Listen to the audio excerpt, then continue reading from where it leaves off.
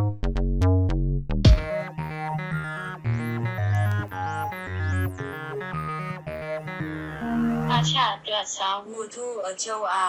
gugur di Asia. Asia Noir. Well, today I'm heading up to some falls. As soon as I remember the name, I'll go ahead and put it up there. I'll probably put a map up anyway. But as soon as you get a little ways out of town, this is what you come across. A very, very beautiful, kind of the agrarian again. Yeah, I looked that word up. But yeah, the further you get out, it just seems the more beautiful it gets. And you got your water buffalo just grazing, and like I said, that's a good reason why you rinse your rice. But it's just absolutely gorgeous out here. The trees, it just goes on forever and ever. I don't know if you can see it here, but in the background there's some hills, and I do believe I'm going to be heading up on some of those hills. I have about an hour drive to get up to the falls, and if you've seen my videos from Thailand, yes, I have my swimming trunks on this time, because I ain't gonna do that mistake again. Okay, well, here we go. I was just going down the road and I saw this this shot right here. It's very beautiful. Kind of stop and check it out. Give me a chance to get a sip of my iced coffee, because it's really dusty on this road today. I've been down it once before, but yeah, that's really beautiful.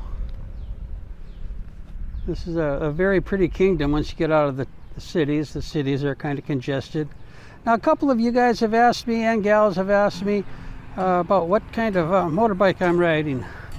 Well, there she be. That's a Honda Click. It's 125 horse automatic. I don't have to do nothing but watch the frig out. And it even has a spot to put your iced coffee in, specially designed. Or there if you want to hide your beer. And that's that's what we got going on there. All right, well, let me continue on down the road here. Well, I was heading down the road and then I saw this place. I thought I'd give it a try. I'll stop here and relax my butt a little bit. But I am at the Cambodia Landmine Museum, and we're going to go in and check it out. So come along. Another head hangs lowly, child is slowly taken. When the violence caused such silence, who are we mistaken? But you see, it's not me, it's not my family. In your head, they are fighting with their tanks and their bombs and their bombs and their guns. In your head, they are crying. In your head, zombie,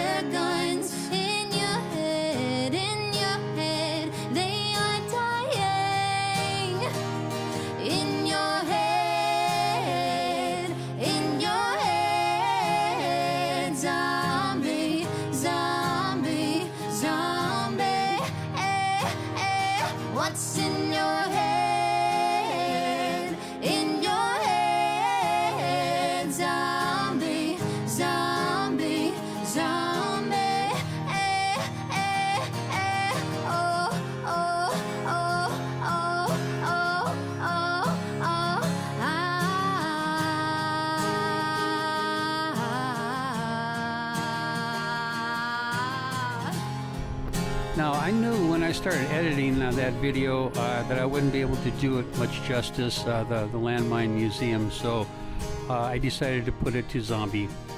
Yeah, I just ain't got nothing to say about that.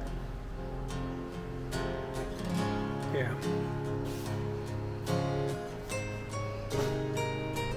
Insanity. Just left the museum. Kind of a sobering place. It is a reality. Unfortunately, sometimes reality really sucks. Let's continue on up to the falls. A couple of more villages to go through and we see what we can find there.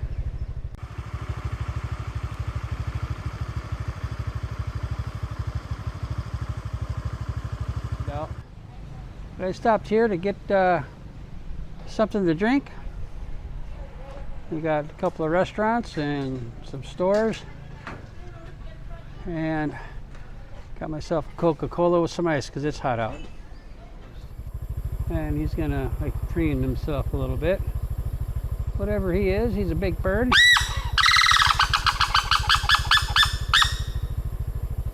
Holy shit, he's a loud one too. Can we see that again? Huh?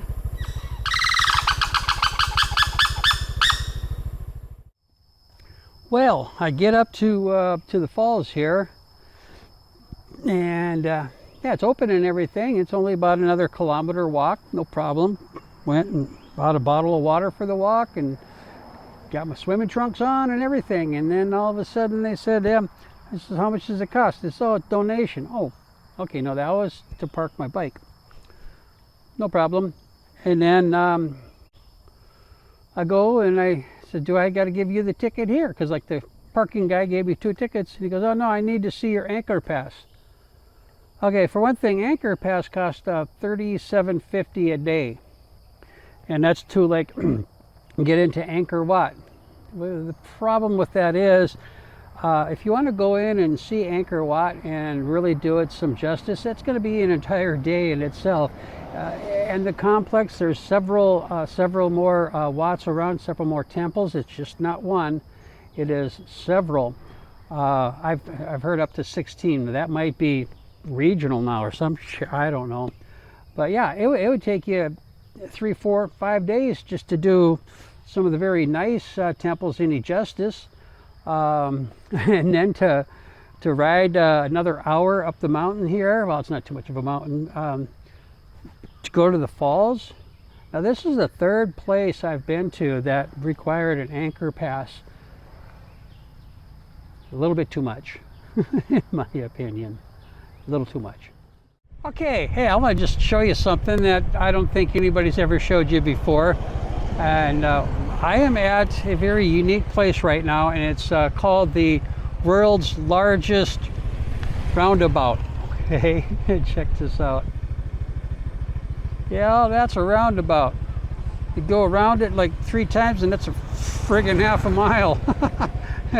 Let me zoom in on it a little bit more. I might be able to get a little bit better idea. Okay, see where that truck way over there is coming out? Yeah, the cement truck, okay. And then another place where you can turn off there. And here's this yellow van coming and a motorbike. And yeah. It's just crazy. Biggest one I've ever seen.